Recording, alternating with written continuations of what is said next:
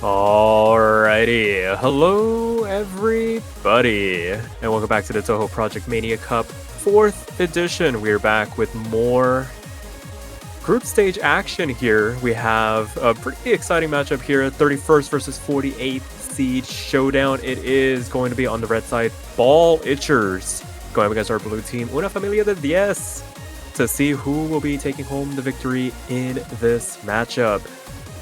As always, my name is Sparky, and I am joined in the commentary booth by none other than Epic Man 2. How's it going, man? Hello, hi, it's me once again. Back with another. We're back with yet another match in the Touhou Project Mania Cup, as usual. Gonna be seeing none other than Ball Itchers. I hope I don't end up bursting out laughing in this match, and we're gonna be seeing them Seed 31 against Seed 48, Una Familia de 10 as usual. No les digas que lo dije, pero en realidad son tres jugadores. Yeah, that was pretty good. They are indeed a team of 3 going up against a team of 4 in this matchup, and it'll be interesting to see how they stack up. Won't have the luxury of doing like full team swap out. Somebody's gonna need to kind of bear the brunt of the load here. But as we get underway, it looks like Hybrid 1 and CRC 1 going to be banned out as we get the proceedings underway. I think they took care of their warm-ups while we were getting things set up here, but as it stands, I mean, it's pretty decent variety in this pool for both these teams to kind of go into, and when you have a format this small, just a best of 7, really got to make some of these picks count. Yeah, absolutely. I mean, this is in general, when it comes to tournaments such as this in specific, you usually have a tournament that's very versatile in terms of what it has to offer. Especially here in this group stage, it has something that's a bit different, considering the fact that it purposefully reuses maps to sort of gauge what each player can do, and to also allow for more strategic options to be taken, more avenues to go down in, if you know what I mean. Yeah, absolutely. So right now, just waiting for things to get underway. It looks like. Oh, okay. I was wondering why.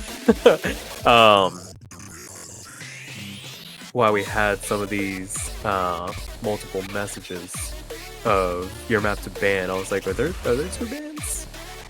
It's been a hot minute. There's so many different formats. I have to keep track of that. Yeah. Going into this, it's like, oh, okay.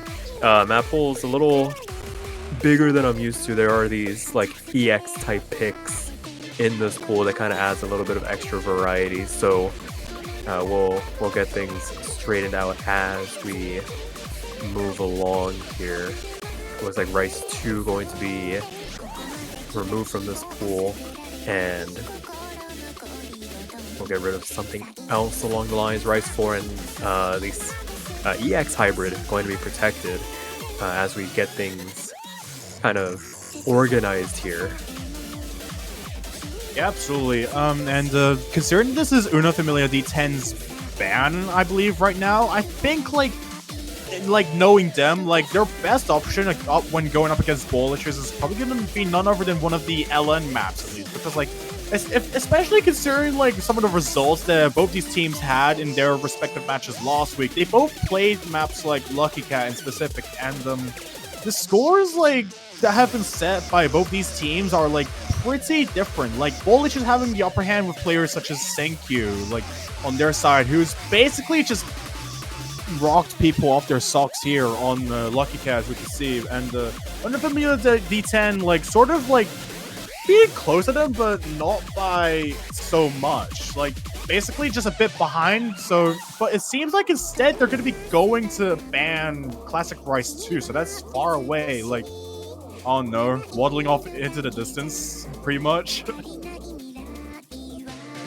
Yeah, just trying to pinch this Rice pool just that ever bit smaller, just to ensure that there's less options for Ballagers to go into in that side of the category. So yeah, it's going to be one of those cases where we're probably going to see all the LNs getting picked, all the Rice picks getting picked, the ones that are remaining at least.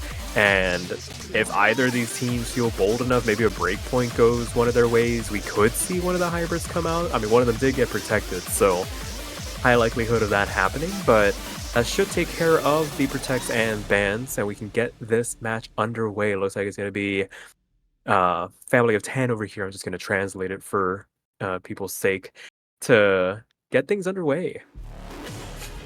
Yeah, absolutely. And Una Familia D10 probably gonna want to try and start the match off with a bang here. There's quite a plethora of options to go for right off the bat, as we can see here. I think knowing Family of 10, as a team, they would probably want to favor some of these Rice maps instead of the Eleanorian maps. I mean, there's only really 3 of them that are on the board, considering that both the LNs and also Hybrid 2 and Classic LN are on the board, as well as Classic Hybrid 1 being protected as well. There's quite a bunch of options that Una Familia D10 might want to stick to that might be more in their field. So it might be any of the Rice maps, but even then, those might be pretty dangerous in general, or at least factoring for, or at least when you take into account the results from last week in their respective matches suspension.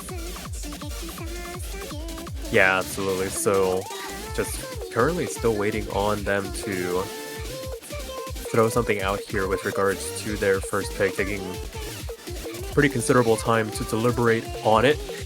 You'd imagine that they'd want to have at least this first pick understood, but I mean, being in that situation where you're up to pick first, never a good way. You start second guessing yourself at times as to, do you go for the protect immediately, or do you go for something that's a little bit more conventional? It's going to be LN2 to start things off.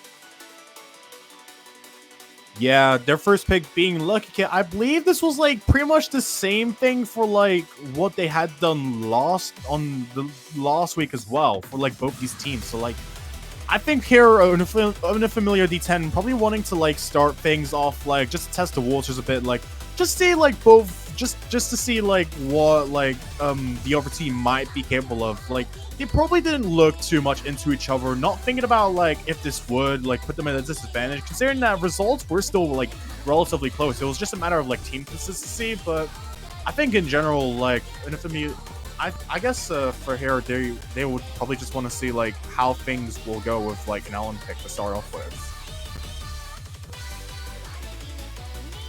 Yeah, I can get behind that, especially if they know they're eventually going to go into a pick like this. Better to get it out of the way, see how they're feeling before diving into maybe their protect later on. So it'll be interesting to see how it goes. It's going to be Dumb IDOT and Senkyu going up against Happer Gamer and Nebo on the other side to see how this first map's going to go. This should set the tone for the rest of the match if things go one way or the other. Could give a lot of confidence to either of these teams, honestly. Yeah, and it seems like we might have a bit there of we go. Oh, okay, yeah. Gotta get everybody in there. So yeah, getting through getting into this sort of intersection is some very sort of Europe-y oriented section in general, as you know from this song, as you probably would have heard it before.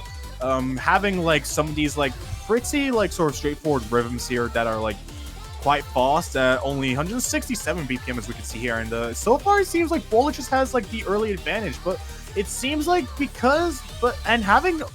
on to the higher consistency here, thank you carrying Dumbida off of their back currently. Una Familia D10 is basically more closer to Dumbida. It's accuracy, except it's a lot except it's basically lower on the contrary. So their accuracy drops, basically giving Bollichers the accuracy advantage so far, and giving them the superior score lead for the time being.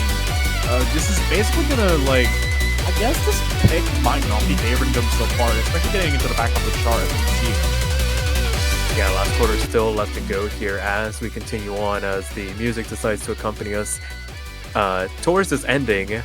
As you mentioned, just currently separated by just general accuracy. All 4 FCs left on the table, but it really is just Senkyu with that 99.8 kind of carrying Ballachers for the moment to this outro. Can still change in an instant if they aren't too careful, but so far they have looked incredibly consistent, being able to keep Happer and Nabo in check, and they will pick up the first break point in this match to make it 1-0. Absolutely. A very good performance from all these players to start off with. Everyone having FCs on the board, but Senkyu ultimately having the supreme score above all. Just getting sub 200 perfects and also only one great compared to like everyone else, which is, I guess that sort of sets a precedent already for Una Familia they tend to sort of like be familiar with, really. Yeah, they're going to need to step up their ratio game just ever so slightly. I think in other matchups, that probably would have been a high enough score to see themselves get that point. But you touched on it briefly, just how Senkyu performed last weekend, kind of just blowing everybody else out of the water. And that's really the difference that Ballachers is relying on as they opt to go into LN1 to start off their match for their first pick. Mm-hmm. Honestly, it's kind of interesting to see Ballachers like opting in to pick LN1 as well. Like right after like LN2, like I think that they would have found that Una Familia D10 might not like have like LN in their best favor, or at least like they still pulled a good effort like with LN2 from earlier, but not to like their like sort of match. Like say they're in a different league to them in a way, so they probably want to like gauge and like using LN1 as well to sort of like respond to that. But I'm not sure if it's going to be the safest option. Like even if you have the likes of Senkyu, like basically bringing like the real heat into your team, like showing what the Ballachers are really capable of to the family of 10. Like I'm not sure if this is going to be like the safest pick in their arsenal, in my opinion.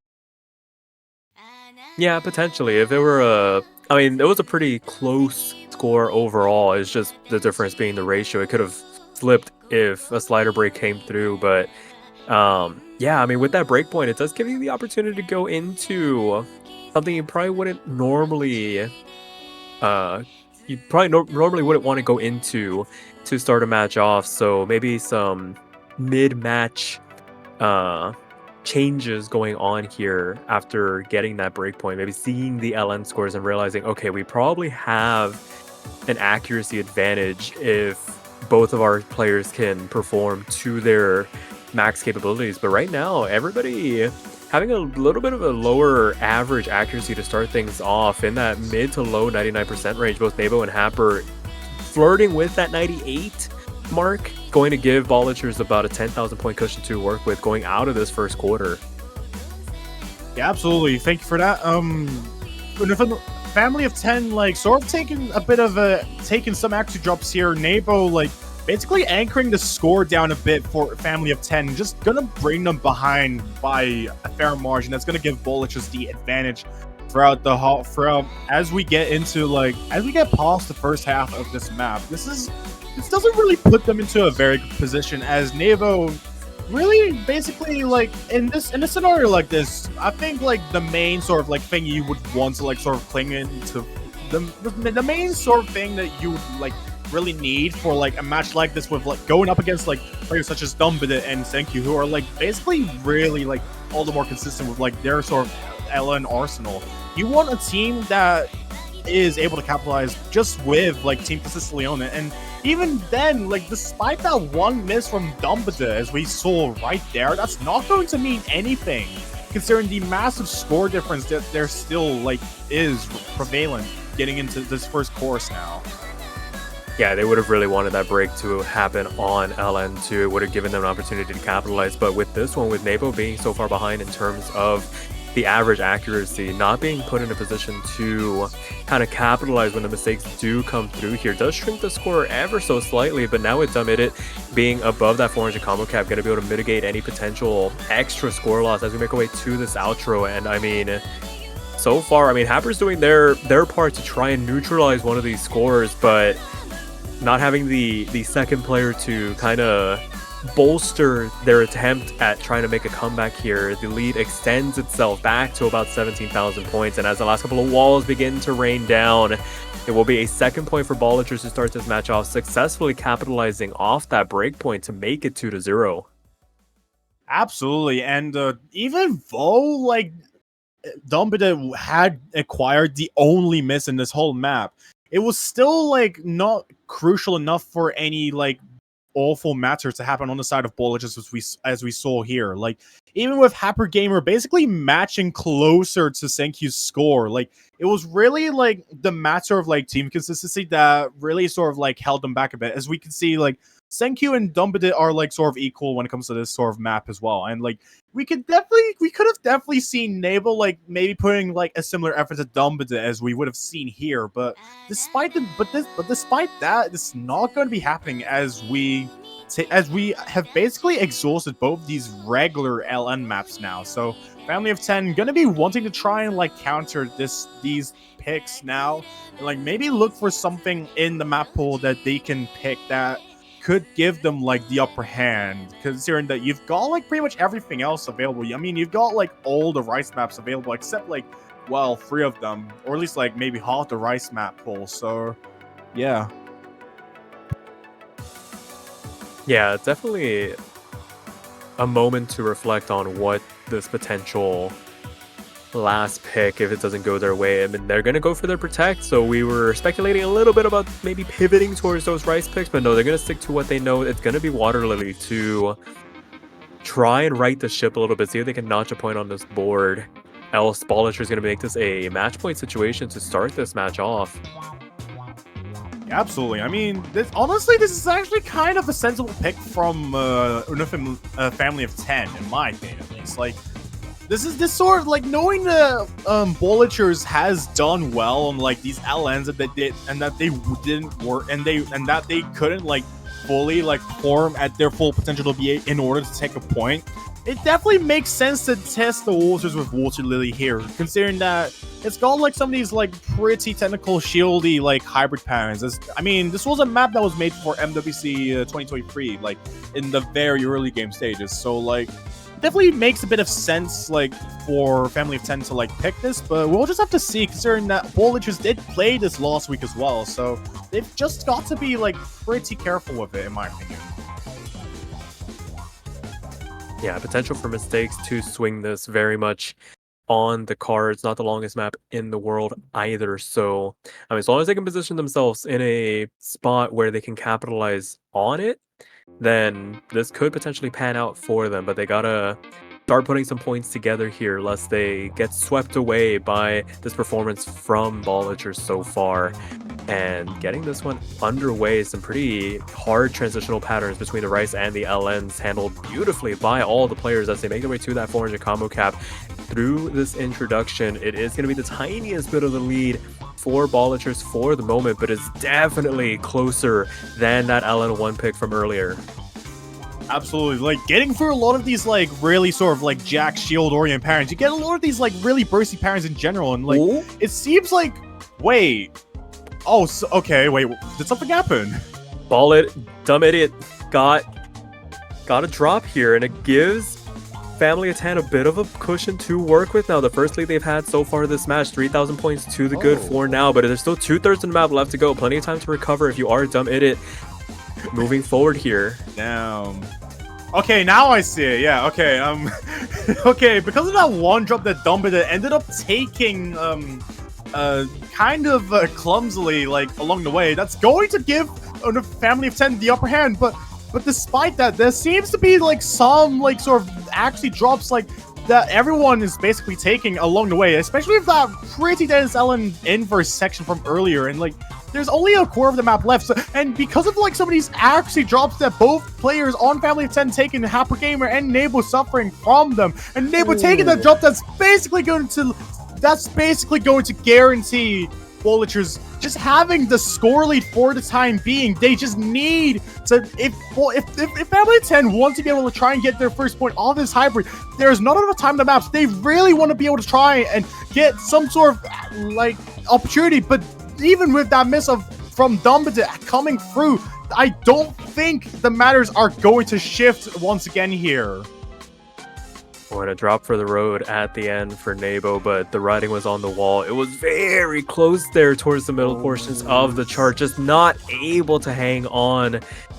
And Bolligers making it 3-0 to start this match off, going to their pick. Not the situation you want to be in if you are family of 10, but I mean, that was as close of an opportunity as they could have had, and just not able to capitalize at the end. But still not over yet.